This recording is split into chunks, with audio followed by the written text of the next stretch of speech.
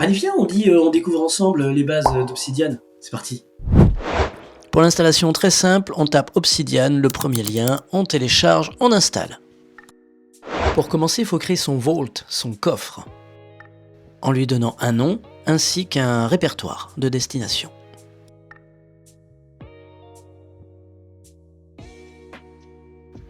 Une fois ouvert, on va aller directement dans les paramètres juste là. Par défaut, c'est en français, mais au cas où, dans Fichier liens, on va cliquer sur Toujours mettre à jour les liens internes, très important. On peut modifier l'apparence avec un thème clair, modifier la couleur d'accentuation, ou tout simplement installer des thèmes divers et variés. Divers et variés. Et ici, vous avez le nombre de téléchargements. Parmi les modules principaux, vous pouvez activer l'enregistreur audio si vous en avez besoin. Sur la barre latérale, vous allez retrouver vos plugins comme l'enregistreur audio.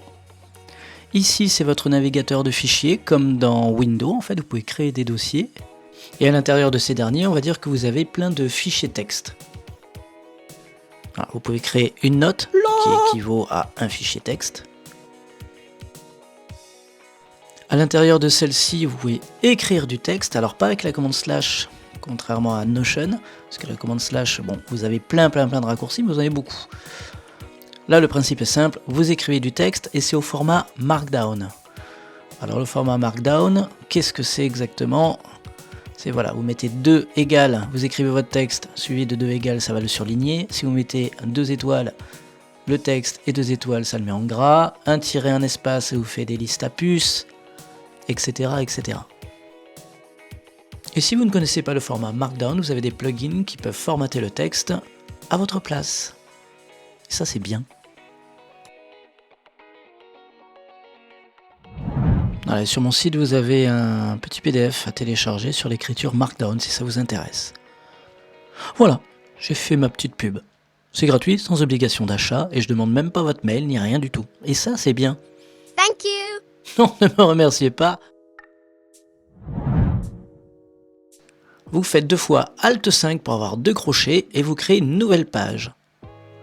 Vous cliquez dessus, ça vous amène directement à votre page. On va l'appeler la page 1. Je marque idem pour le texte. Pour retourner à votre page de base, on fera la même procédure.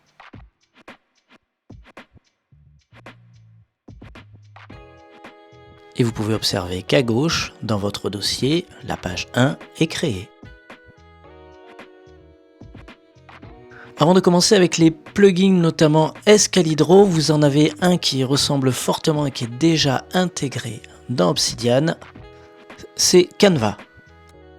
Canva, c'est un tableau blanc idéal pour le mind mapping, puisque vous pouvez y rajouter des petites notes rapides.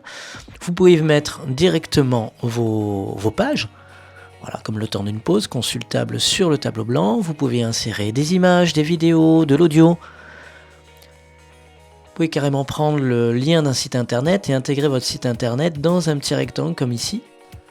Canva vous donne une vue d'ensemble, donc sur un projet ou sur la révision d'un cours avec des cartes mentales ou autres.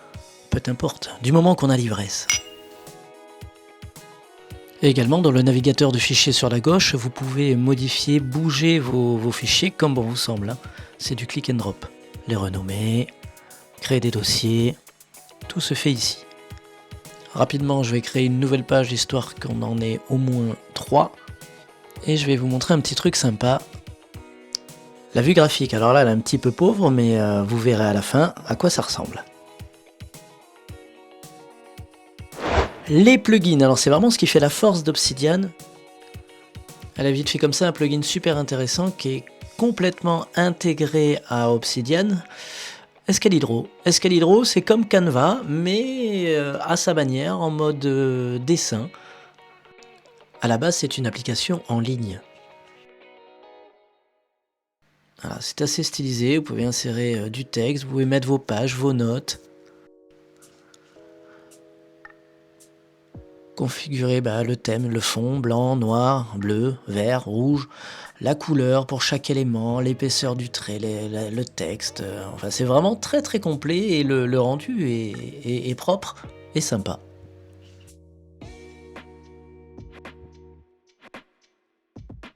Un autre plugin que je vous conseille d'installer, c'est Make. Surtout si vous aimez le style de Notion, ou si vous venez carrément de Notion. Pour ceux qui viendraient de Notion, qui aimeraient avoir un petit peu le style, puisque visuellement c'est vrai que Notion c'est joli, donc là vous pouvez rajouter un icône. Vous pouvez rechercher un icône également. Et rajouter une image que vous avez dans votre dossier.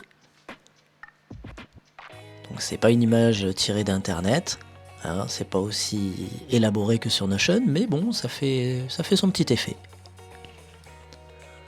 Et on continue avec un plugin très pratique, Advanced Table.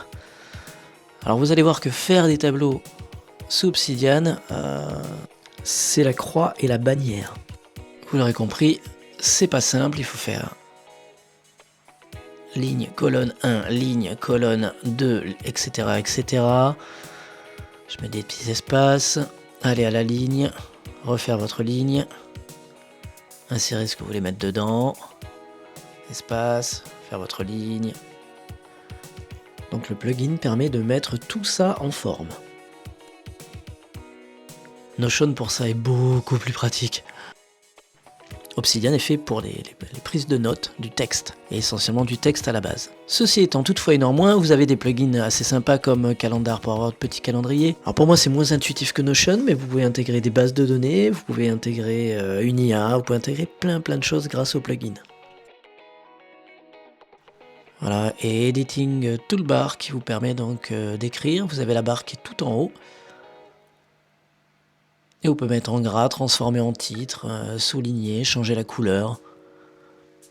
Voilà, quand on ne connaît pas trop le Markdown, ce plugin est plutôt pratique.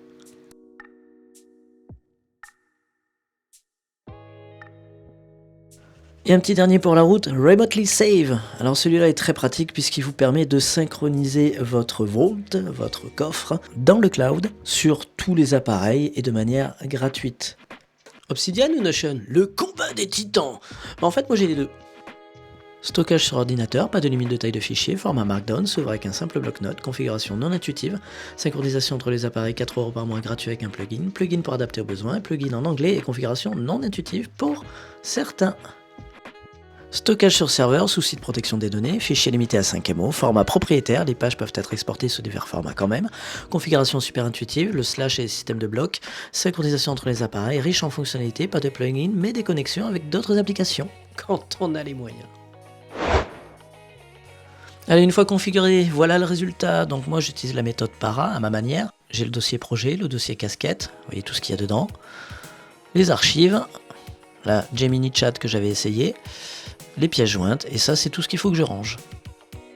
J'ai mes raccourcis de plugin sur la gauche. Et ça c'est la vue graphique avec beaucoup de notes, ça permet de voir toutes les connexions, comme un cerveau.